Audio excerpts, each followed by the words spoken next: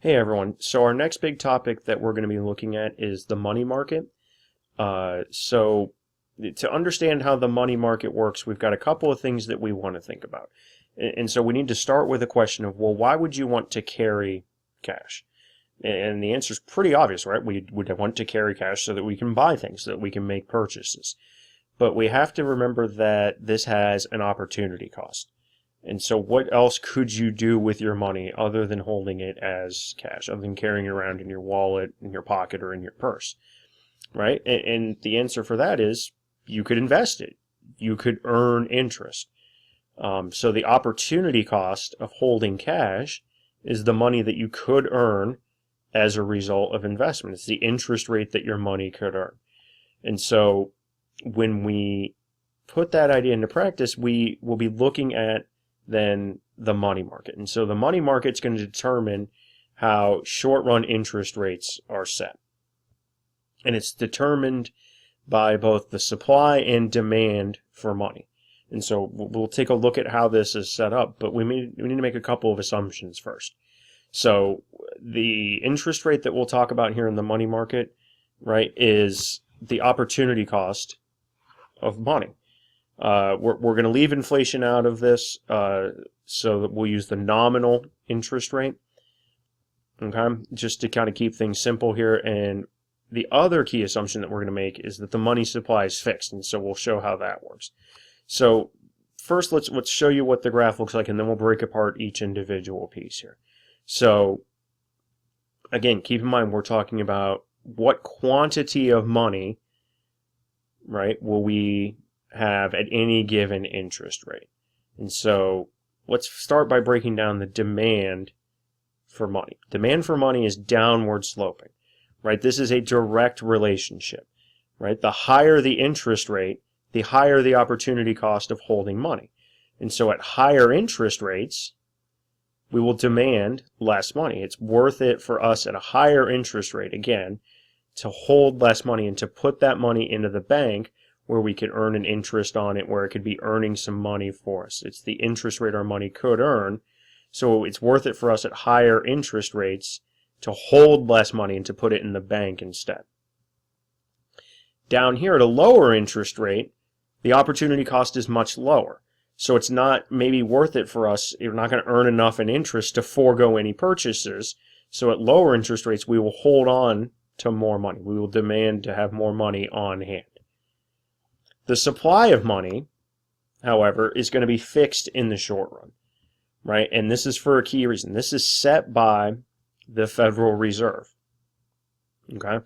So the money supply in the short run is set by the Federal Reserve, so we use it as a vertical line. We just simply represent money supply as a vertical line.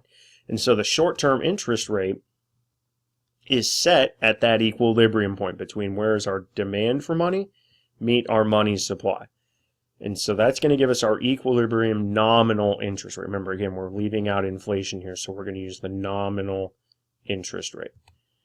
So that's our basic money supply. Now, when interest rates are above equilibrium, so let's say we're working here at point H, what happens, right? What happens here in this point where we're at point H? Well, notice that our equilibrium interest rate is higher than it would be at equilibrium. So it's going to have to come down, right? The quantity of money demanded is less than the amount of money supplied. So banks will have to compete with each other to entice customers to buy money in terms of loans, right? So competition will drive down the price of money, drive down the interest rate, right? What if it's below equilibrium? What if interest rates are below equilibrium? Well, in that case, the quantity of money supplied is now greater than the quantity of money demanded. So people will compete with each other for access to money.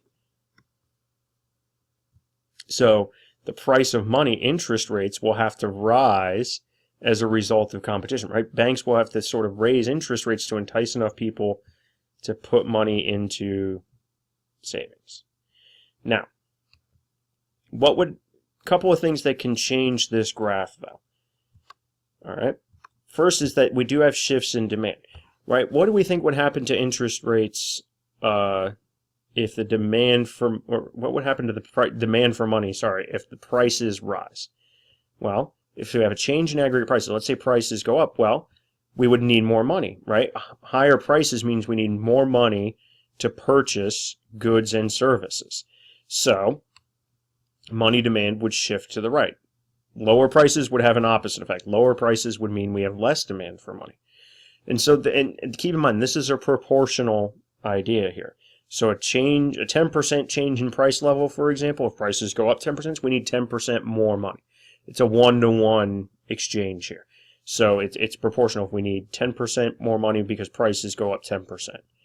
Changes in real GDP, right? What would happen to the demand for money if real GDP grows? Well, it would shift to the right. More consumption means we need more money than before, right? We have a greater demand for money than before. Now, a couple of other things that can change this as well, and this is an interesting idea to think about. Technology. Think about ATMs, right? How have ATMs affected your demand for money? Well, you can access cash on demand now, so you have decreased demand for money. All right, we have less need to hold on to money because we can go to any ATM and check out, get money from anywhere, basically. So, we also can talk about shifts in supply, right? This was kind of reviewing what we talked about with the Federal Reserve, right? What can shift our supply of money? Well, the Open Market Committee, the Federal Reserve Open Market Committee, right? Go back and reference your notes from that if you need to. They set a target interest rate. Okay? So they will adjust the supply of money, either increase or decrease, to reach that target interest rate. So remember, money supply is always a fixed amount, but it can shift based on what policy the Federal Reserve is setting. So as again, we're talking about these concepts, go ahead and works through some of the sample problems here. We'll take a little bit of a break. The next topic we'll look at is loanable funds, which determines our long-term interest rates.